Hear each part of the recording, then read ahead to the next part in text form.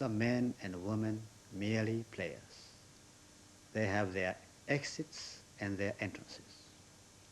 So today we talk about drama, Shakespeare, poetry, and how we can improve our English using these very beautiful means. And we have also a very unique guest with us today.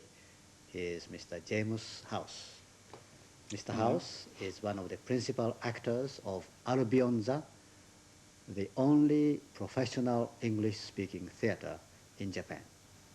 Mr. House. How do you do? Nice to have you. Yes, nice to be here. Of course, there are other groups in Japan, I should say, English-speaking groups, but we are the only ones that are actually professional in terms of getting paid. Although there's a very good group called the Tokyo International Players, which is very professional, but is an amateur group, in fact. Could you tell us briefly about Albion座, how it was established and what you do? Albion座was started about 6 years ago by two people, by Stuart Atkin and Michael Bannard, but I arrived when I first arrived in Japan, nearly 3 years ago now.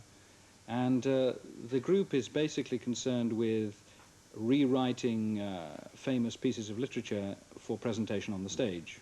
For example, A Christmas Carol by Dickens is a very popular show that we do. And we also have a comedy show that we do, which is called Our Japan, which shows all of life in Japan from the gaijin point of view, or from the foreign point of view. Looks very interesting.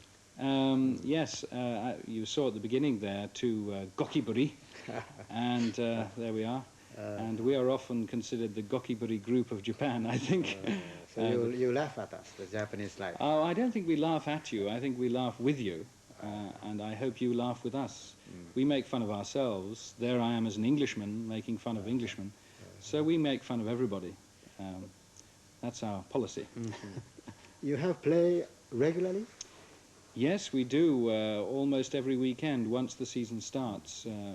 Last year I think we did about 150 performances. So it does work out that we do a lot of shows every year. And we're more or less constantly performing. Are your plays very popular among Japanese? Is it mostly Japanese or well, we have a your mixture, play? actually. For something like Our Japan, we have slightly more foreigners coming along, but interestingly, a growing number of Japanese are aware that it's interesting to see yourself through other people's eyes. But actually, I would say normally it's about 50-50, 50% of each. You always stage play in English?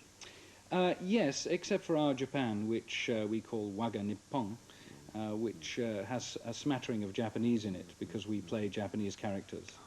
But it's just a smattering, it's mostly Just a smattering, English. that's all we can manage, yes. So the drama is of course interesting by itself. Yes. But for Japanese audience, it is also a study of English too, isn't it? It's a study of English, and I think it's probably also a study of cross-cultural matters, seeing how other people live and how other people view you. I think the drama is one of the very effective means of studying English. I think But so, yes. how could we actually utilize drama as material to improve our English? Well, I think drama is very important for helping with English by putting us into different characters and putting us into different situations through improvisation. And so we really concern ourselves about the character that we are, and we try to be that character. And we try and speak as that character, which makes us more fluent and also makes us much more involved in the process of communication.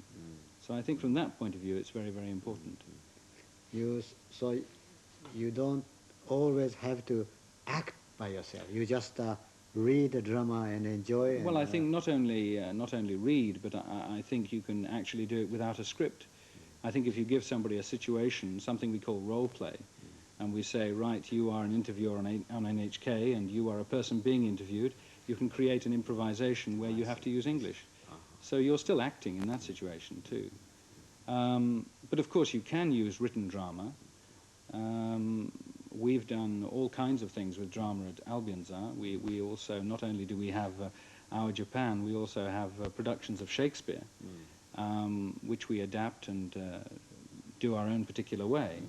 But I think Shakespeare is very difficult for Japanese people and also for English people, by the way. I think you've got to study it and work hard at it if you want to understand Shakespeare, even if you're an Englishman or an American. Well, what particular aspect of English skill do you expect to improve through drama? For example, speaking, listening, Well, I then think reading, writing, Well, I think basically, actually, it's the confidence to speak. It's a lot of Japanese people find it difficult to get the confidence to say something. But if they're put in a situation where they can be somebody else, then maybe that will give them the confidence to speak. And that is really the basic idea of drama in English language study. So it's somewhat like public speaking.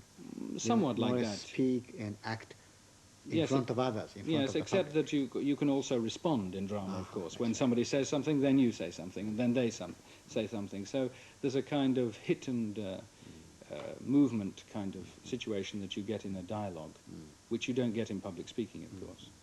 But of course there are dramas which are written down, which are useful to study, but I think Shakespeare is quite difficult.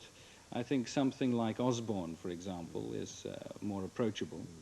A play of his called Look Back in Anger is in fact a seminal work in British drama, and I think should be read by Japanese people because it shows a lot about the life of Britain, particularly at that very important post-war period in which Osborne was writing.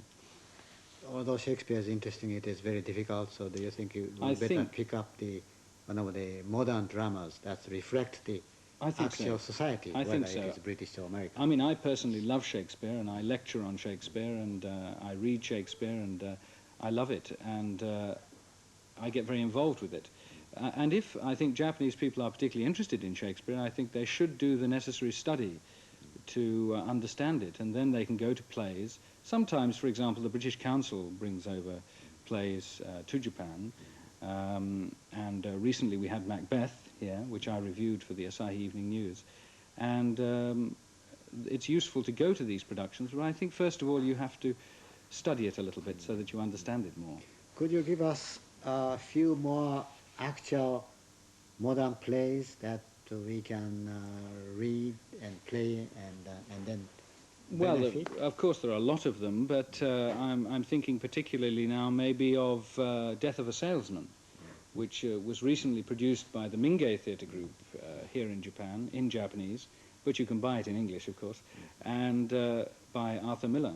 And that is also a very good play which shows something of American society, giving us maybe two views of both British and American society. So you study English and you learn how to speak and how to react with each other, and then you also learn about the actual American society. Yes, I think that's important, yes. Learn about American society or British society, whichever society you're interested in or concerned with. Of course, Albion Zao being a British group, we tend rather to be on the British side, but I hope we're not too ethnocentric, and I hope we can communicate with our good friends, the Americans, as well. What do you think about the movie? Do you think it is also very useful from the viewpoint of the English study to go to the movie theater? Well, yes, I think so. Movies are always useful, but actually thinking about Shakespeare, of course, NHK itself produces the very fine BBC canon of Shakespearean plays, which are being shown at the moment.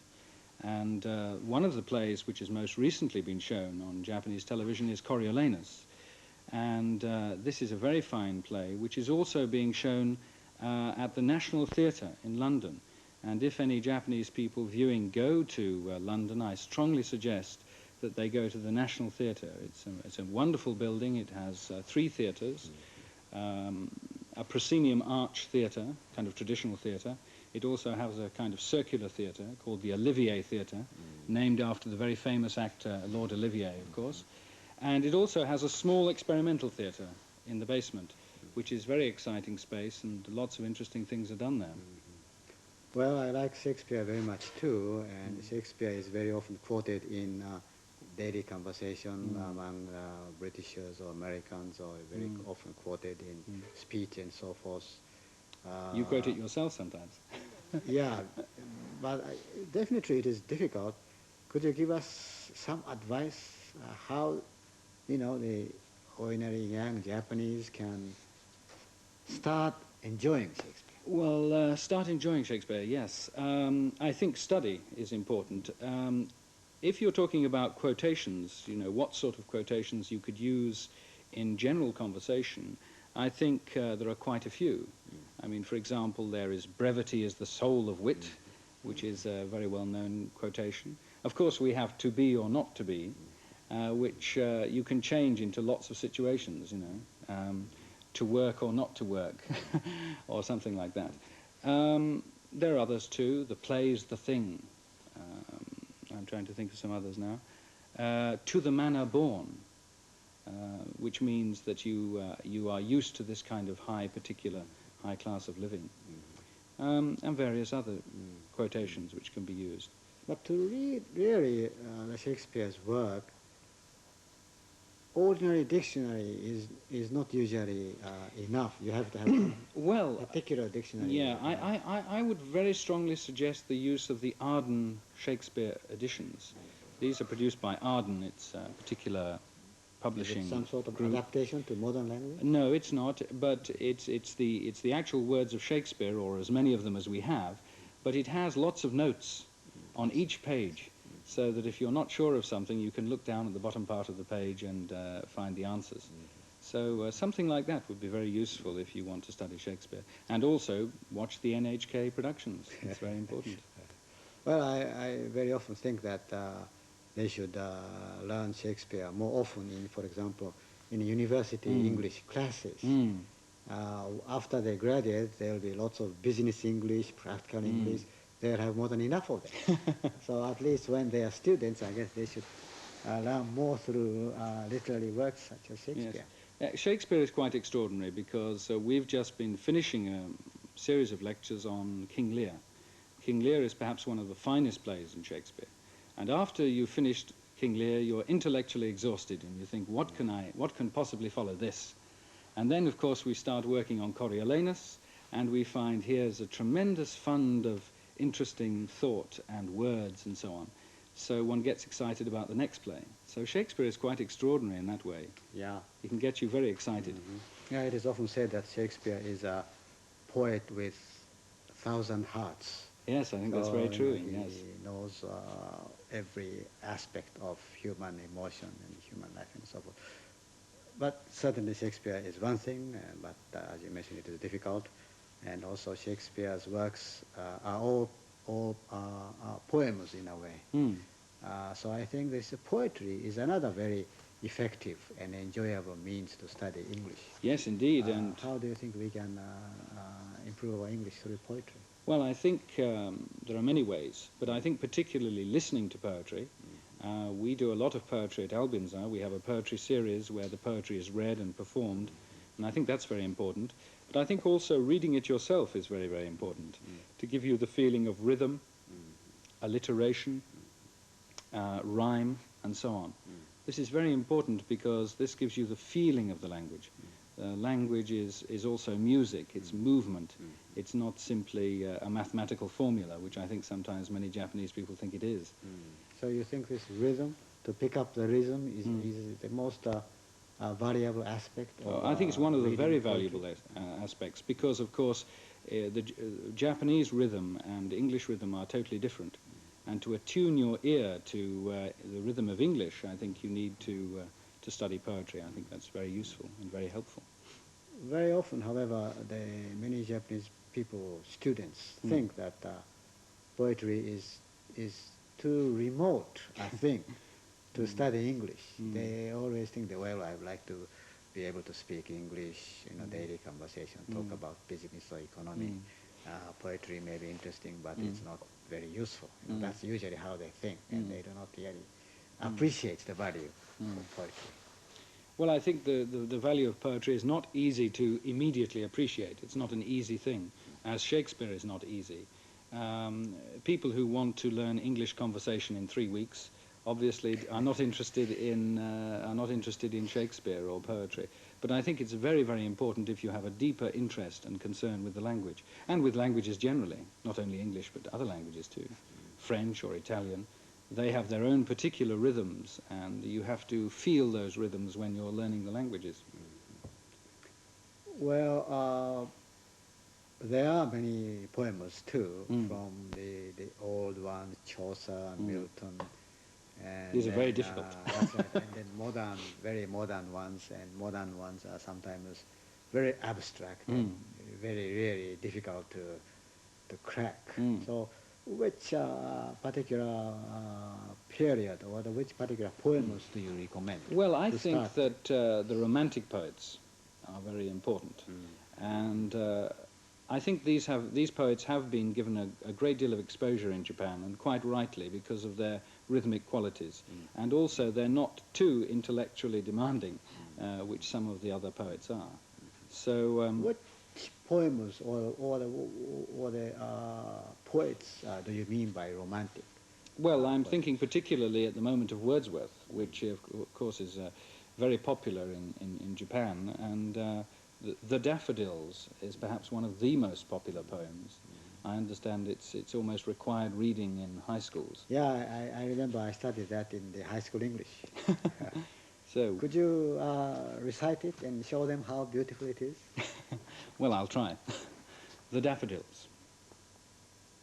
I wandered lonely as a cloud that floats on high o'er vales and hills, when all at once I saw a crowd, a host of golden daffodils, beside the lake, beneath the trees, fluttering and dancing in the breeze.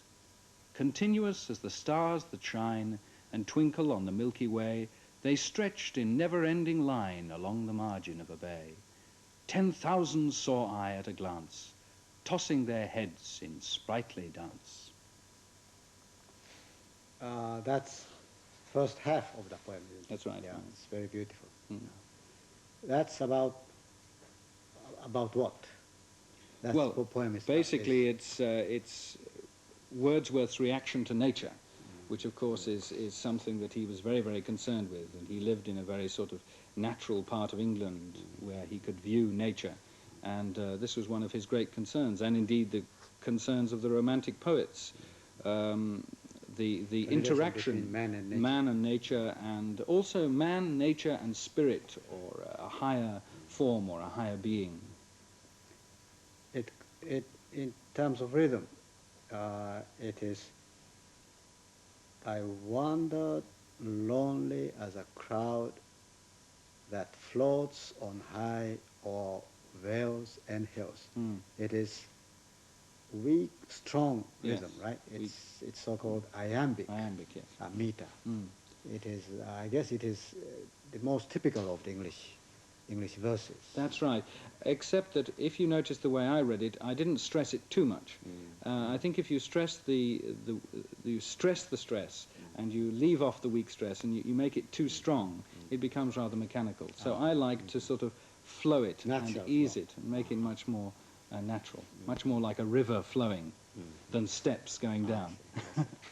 But doesn't the English language or the English passage usually have certain rhythm even in daily conversation? Oh yes, yes, yes. I think poetry is a very good indicator of the kinds of ways in which rhythm is used in the normal daily life. So in that respect, I think this poetry is a very good means, although it may be a little bit indirect, and not necessarily the shortcut to It's not a shortcut, English, no. but it is actually a very useful and as long-term, and the study of English, after all, is a long-term thing. Yeah. I think this learning through poetry is a very valuable thing. Well, I hope more people will do it. Well, so you're an Englishman, That's so right. You like drama very much. When I go to London too, I always go to one of the theaters in the West End. Yes, in the West End, yeah. Is that where those theaters concentrate? Yes. Could you tell us about the recent picture of theatre in UK? Well, over the past 10 years, the theatre in Britain, and particularly the commercial theatre and West End theatre, has suffered a certain decline, and a lot of theatres have, as we say, gone dark, which means... Why is that? Because Englishmen generally have been losing interest? Well, I don't think they are too busy with their life? I don't think it's that, really. I think that a lot of West End theatres rely on American tourists, for a start. They don't rely particularly on British people. American, European and Japanese tourists. So that's not really the major problem. I think the major problem is that seat prices are very expensive in theatres. How much are they at average now? Well, it's very difficult to get a theatre seat under £5, and probably you have to pay £10. So that's quite a lot of money in English terms. Of course, in Japanese terms, it's not so much money. Well, it's still. Yes, maybe it's quite a lot of money. But for me, the most exciting theatre development, of course, in Britain over the last 10 years or so has been the development of the National Theatre, which I talked about before. And there are two productions on there which I think are very, very important. One is Coriolanus, because it's just been shown by NHK, and I'm actually studying Coriolanus with my students at the moment. But it's also interesting because it's also showing a play called The Mysteries, which is basically the story of the Bible put on for ordinary people. And these stories were presented about 1,000 years ago, so the language is very difficult. But in both situations, ordinary people, ordinary members of the public, are used in the productions. In Coriolanus, they're used as the crowd of Rome, the Roman rabble. I mean, the audience participate. The audience participate. They pay £2 for a cheap seat, and they sit around the stage, and they are involved by the actors. The actors tell them when to come on and when to go off, and they are involved in the action. And this is very exciting. And a lot of people don't want to do this to begin with. But eventually, after they've done it, they're really pleased because the time has gone very quickly and they've really enjoyed themselves. And they've really got involved in the drama. They've really got to know what Shakespeare is all about. Is that the recent trend? I think it is, because it's happening with this other play, The Mysteries, that I talked about. People are brought on and they are shoved into the mouth of hell. As you know, at the end of The Mysteries, it's time for God to make his judgment. And he makes a judgment as to whether you go into heaven or you go to hell. And they use members of the audience and they say, right, you go to hell, you go to heaven. And so people are the ordinary members of the public are deeply involved in the production in that situation. A couple of years ago, I saw in London a Hamlet under modern setting. You know, all the actors wear modern suits like this. The background are all modern scenery. It was rather strange, and honestly, I didn't quite like it. Well, I think traditionally in Japan, the view of Shakespeare is very traditional. So I think Japanese audiences like to see actors wearing tights and Shakespearean costume of the period.